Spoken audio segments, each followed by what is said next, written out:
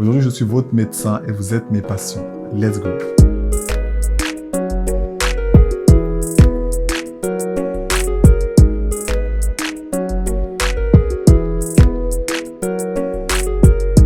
Shalom, shalom, bonjour, bonsoir, Mbote Nabino, j'espère que vous allez bien.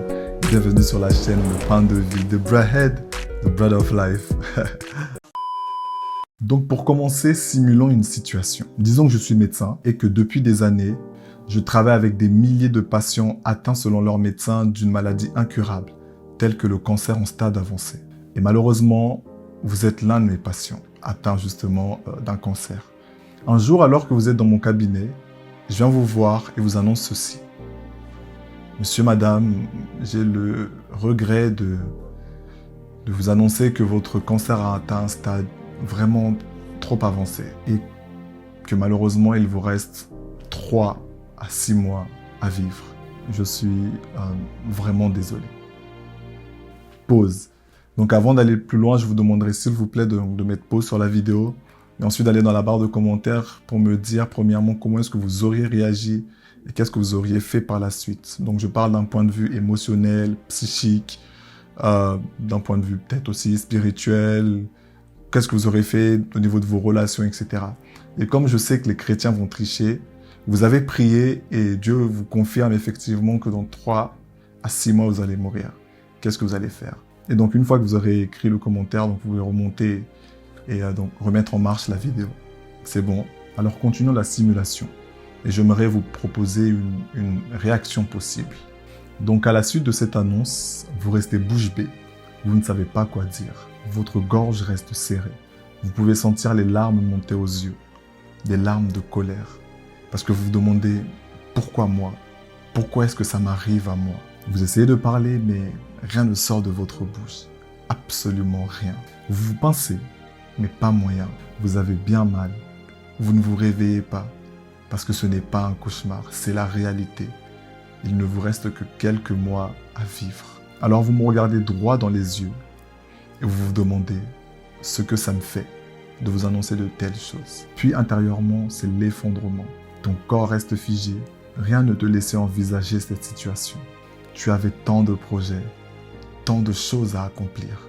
Pour les plus jeunes, vous vous dites, je n'avais même pas atteint le quart d'âge, je n'avais même pas atteint 25 ans, je n'ai rien fait de ma vie. Tu prends alors conscience d'une chose, que ta vie ne t'appartient pas totalement, et que ta vie, tu ne la maîtrises pas réellement, car elle peut t'échapper à tout moment. Fin de la simulation. Alors pour la plupart d'entre nous, ce diagnostic, je pense, nous poussera peut-être pour la première fois à examiner notre vie. Nous poussera à nous occuper non seulement de notre santé physique, mais aussi de notre santé émotionnelle et surtout de nos relations. 90% de chances pour que nous commencions par consacrer beaucoup moins de temps et d'énergie aux questions émotionnelles qui nous font souffrir et qui nous frustrent. Je peux même nous l'assurer que nous choisirions plutôt de nous pencher sur ce qui est vraiment important dans notre vie. L'amour de la famille, la réconciliation, le pardon, Dieu et les autres aspects de nos vies qui nous apportent une grande paix et un bonheur certain. Parce que l'idée de ne plus en avoir pour longtemps nous incitera à préciser nos véritables valeurs. L'idée de n'avoir plus que quelques mois à vivre nous incitera à nous pencher et à nous concentrer sur les choses qui sont réellement importantes et surtout essentielles pour notre paix intérieure. Alors la question que je me pose est la suivante. Pourquoi faut-il souffrir avant de commencer à chercher une véritable santé émotionnelle et une paix intérieure? Pourquoi faut-il souffrir avant de prendre conscience que cette relation toxique que tu es en train d'entretenir ne fait que te faire du mal? Pourquoi tu attends de souffrir avant de prendre la décision d'en sortir? Pourquoi faut-il être proche de la mort avant de comprendre qu'il faut passer des temps de qualité avec ses proches, avec sa famille? Pourquoi faut-il être proche de la mort avant de commencer à pardonner ou encore à rechercher la réconciliation? Pourquoi faut-il souffrir avant de commencer à rechercher une véritable santé émotionnelle et une paix intérieure? Pourquoi faut-il à chaque fois être proche de la mort avant de commencer à s'occuper de son être intérieur? L'homme avec un grand H, c'est faire le bien, c'est prendre soin de lui et surtout, c'est même prendre soin des autres. Mais souvent, l'homme attend d'être dos au mur pour en prendre conscience. Je pense que l'homme se comporte ainsi car il considère sa vie comme un acquis. Il pense maîtriser sa vie et surtout maîtriser son demain, comme s'il était maître de sa vie. Cette situation de confinement nous a démontré énormément de choses. Malgré ce que l'on pense, cette situation de confinement nous a démontré le contraire. Combien d'entre nous avions de projets pour le mois de mars, pour le mois d'avril? Où sont passés ces projets? D'autres avaient prévu de se marier en mars, en avril. Où sont passés les mariages? À cause d'un virus même pas perceptible à l'œil humain, le monde entier est en stand-by, en pause. Certains hier soir ont souhaité bonne nuit à leurs parents en leur disant à demain.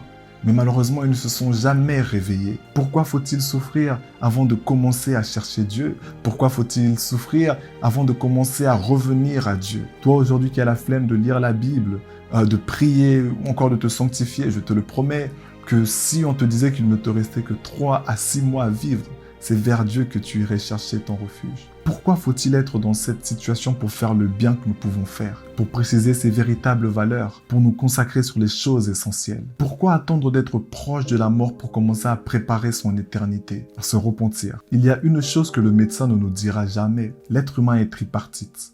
Nous avons un esprit, nous avons une âme, et nous avons un corps. Lorsque nous mourons, c'est le corps qui meurt.